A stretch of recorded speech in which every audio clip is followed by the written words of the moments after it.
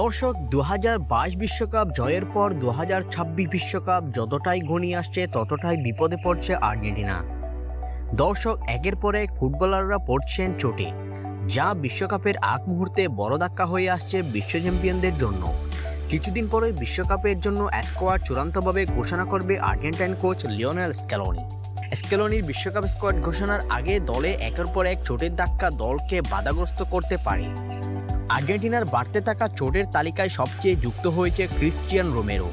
তার আগের চোটে পড়েছে লাউতারো মার্টিনেজ, এমিলিয়ানো মার্টিনেজ, লিসেন্দ্রো মার্টিনেজের মতো তারকারা। সব মিলিয়ে ক্রমাগত চোটের খবর পেয়ে যাচ্ছেন Argentine coach Lionel Scaloni. Premier লিগের রোববার রাতে সান্ডারল্যান্ডের বিপক্ষে চোট পেয়েছেন ক্রিস্টিয়ান রোমেরো। টটেনহাম হটস্পটের গোলরক্ষকের সাথে ধাক্কা লেগে হাঁটুতে চোট পেয়েছেন আর্জেন্টিনার এই ডিফেন্ডার। দর্শক, আপনারা নিশ্চয় জানেন আর্জেন্টিনার জন্য কতটাই গুরুত্বপূর্ণ এই ডিফেন্ডার। ধরতে গেলে গোলরক্ষকের চেয়ে বেশি ভূমিকা পালন করে থাকেন ইনি। পরে খুঁড়িয়ে খুঁড়িয়ে মাঠ ছাড়লেন তিনি। হাঁটুতে আঘাত পাওয়ার পর তিনি খুঁড়িয়ে খুঁড়িয়ে মাঠ ছাড়লেন। এর আগে নটিংহাম ফরেস্টের বিপক্ষে অ্যাস্টন ভিলার ম্যাচে চোট নিয়ে মাঠ ছাড়েন আর্জেন্টিনার মেন গোলরক্ষক এমিলিয়ানো মার্টিনেজ। আর পেশির পুরনো চোট ফিরে এসেছে লাউতারো মার্টিনেজেরও।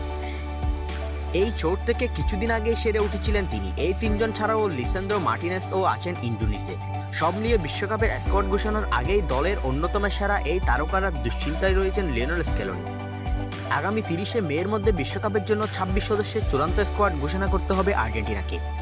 ফিফার নির্ধারিত সময়ের মধ্যে স্কোয়াড ঘোষণার আগে চোটের ধাক্কা আর্জেন্টাইন শিবিরের দুশ্চিন্তা বাড়িয়েছেন।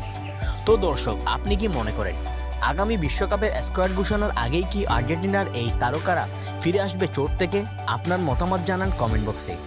এবং আগামী বিশ্বকাপটি কে জিতবে বলে আপনি মনে করেন? লিওনেল মেসির আর্জেন্টিনা নাকি অন্যান্য কোনো দল? আপনার মতামত জানিয়ে দিন কমেন্ট বক্সে। অসংখ্য ধন্যবাদ এতক্ষণ সাথে থাকার জন্য।